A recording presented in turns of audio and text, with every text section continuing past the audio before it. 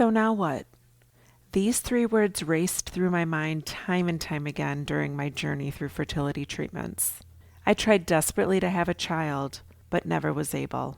I yearned for a community to join that could understand my struggles. I couldn't find one, so I created one with the So Now What podcast. I love that you found us. I'm so glad that you chose to come back again and listen to another episode of the podcast. It goes without saying that the more opportunity I have to reach other women who might be struggling or might be feeling alone or feeling like they don't have a place in the world or not welcomed in their workplace, in their church, in their families because they don't have children. That's what drives me every week to come back here and share another episode of the podcast with you. So thank you for listening. If you have an opportunity to review the podcast, wherever you're listening to this, maybe if you've joined my new YouTube channel, maybe it's on YouTube, and I'm asking if you would write a review, share your thoughts about how this podcast has maybe offered you a different perspective about what your life can be, even though you didn't have the children you always dreamed of. My mission in my life is to help women know that they can thrive and feel fulfilled, even if we didn't have the children that we always dreamed of. So let's just get into the nitty-gritty of this week's topic. This is something that has come up quite a bit with my students and something that I too have worked on. And it's learning how to love people around you and people that are in your life, whether they show or distribute or provide you the support and the love and the encouragement that you think that they should. And maybe it stems back. Another example could be if you're arguing with someone and somebody acts in a certain way, and of course, with parameters, like not being accepting of someone's abuse or physical violence or anything like that. But if somebody says something to you that you are not in alignment with or not believing is true or correct or the right thing to say to you, you might find yourself saying, well, of course I have to be pissed at them or not speaking to them or cut them out of my life. That's just what you're supposed to do. So on this week's episode of the podcast, I want to talk about how to love somebody and them not having any relevance into whether you love them or not. This is something I heard, this concept of I'm going to love you and there's nothing that you can do about it. So if my students are listening, they have heard me talk about this and how much this has even impacted my life in so many levels. So let's just think about how we automatically go to a reaction as something that we are supposed to do. There is a choice every day that we have as to whether we want to be loving and acknowledging that somebody might have a view that differs from ours. And we can love them. And loving them doesn't mean that we have to want to hug them and put our arms around them and tell them that they are the best person. But loving someone could just be acknowledging that they are entitled to have an opinion that might differ from yours.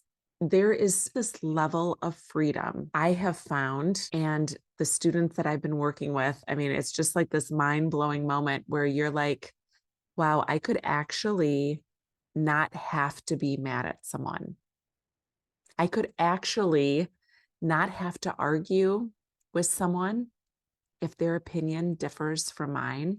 I can actually let someone do something that I don't think is the best decision for them to do in their life and sleep at night knowing that I love them and there's nothing that they can do about it.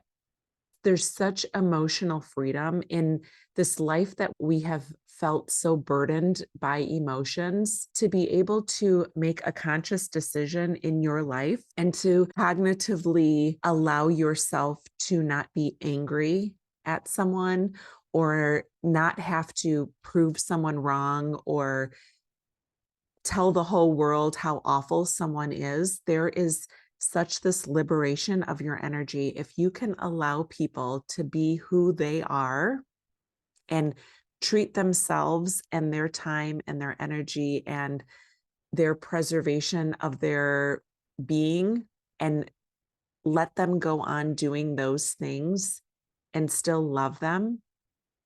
There is so much to be said about the freedom that this allows you to love yourself and have more moments in the day that you are focusing on the things that bring you joy and the things that are nourishing you, instead of constantly being worried and upset by the things that others are not taking advantage of in their life. I know you might be listening to this and saying, but I'm not a good person if I don't care about what they're doing, or I don't try to change their mind.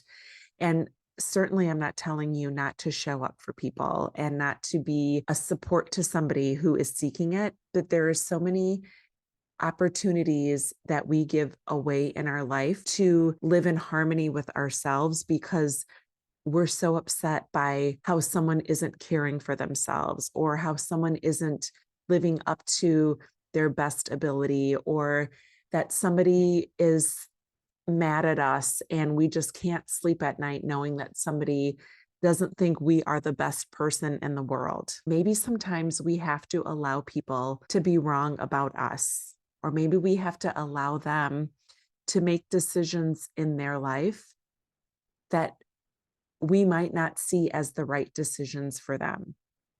But in every opportunity that we allow them to live their life and we continue to love them, whether it's the thing that we agree with or we don't, then we can allow them to go on their path. And maybe there's a major life lesson that has been chosen for them that they would never have discovered if they did not make this decision, or if they didn't have the opportunity to realize something on their own. And maybe we aren't the one that is always going to be their beacon of clarity. So as we think about how we're approaching our relationships, our friendships, even in your marriage, I mean, there's times when Jack and I will get in a quarrel, and I'll get so mad at him, and I look at him and I just am thinking in my head, I love you, and there is nothing you can do about it. I'm going to look at my partner, who, we're human. Of course, we get in annoying bickering matches with our partners. And of course, there's times when I look at him and I'm like, I would love to just like poke you as hard as I can. And instead, I'm like, you know what? I'm going to preserve myself, and I am just going to love you, because you might have had the worst day today. You might have had someone come in complaining in the office, and you didn't feel like talking about it when you came home, and you just wanted to internalize it. And you might have taken it out on me, but I'm going to love you anyway. And even if you're short with me and you let the person just be who they are, and let them sometimes get something off of their chest and not always have to be reactionary back to them. And of course, again, I'm just going to reinforce, that doesn't mean letting someone abuse you. Of course, I want you to stand up for yourself, but think about how many times in your day there are things that go on that you are just so upset about, and you can't believe this person would say that, or you can't believe this person would ask you why you didn't adopt, or you can't believe that somebody would ask you how many kids that you have. People do these things, and you can love them even if you don't agree with them. I'll leave you with that this week. And I also wanted to tell you that if you are getting anxious, like so many women I know are, about Mother's Day coming upon us here in just under 2 months, the tickets are now available for the Other's Day. And if you hadn't heard me talk about the Other's Day, it is an event that I created for women like us who are feeling loss or sadness around Mother's Day. Maybe it's because you never had kids. Maybe it's because you lost a child. Maybe it's because you don't have a relationship with a mom in your life. And for that reason, I am hosting an event that is going to be absolutely the most beautiful 3 hours that you have spent on a May afternoon right before Mother's Day. It's going to be on May 13th. I'm hosting here in Chicago. I have a professional caterer. The space that we're going to be in is going to be absolutely magical and beautiful. And you can come up showing up just as you are. You don't have to tell people why you're feeling loss or sadness around Mother's Day. You can just show up and know that you'll be loved and supported, and amongst other women who want to be supported on this same day. If you're not able to travel to Chicago and this sounds like something you want to be part of, we do have an ambassador program. I have a whole booklet for you of how you can plan your own event, the tools I have used to plan my events in the past. I love planning events. I love hosting. So this is just like so my jam. So if you live somewhere outside of Chicago and want to get some women together or be one of my ambassadors, I would love for you to apply for my ambassador program. There is absolutely no charge to do it. We just are trying to spread the word and let women know, regardless of where they are this Mother's Day, that there is a group of women that love them and support them and feel them and will be there for them. So let me know if you're interested in that. You can also go to my website, lanamanakowski.com/Others Day, or you can reach me on DM or on email. So either way, I would love to invite you to know that you're loved and supported and held this Mother's Day. So join us May 13th for the Others Day brunch. It will be the best 3 hours you have ever chosen to spend the day before Mother's Day. So have a beautiful week.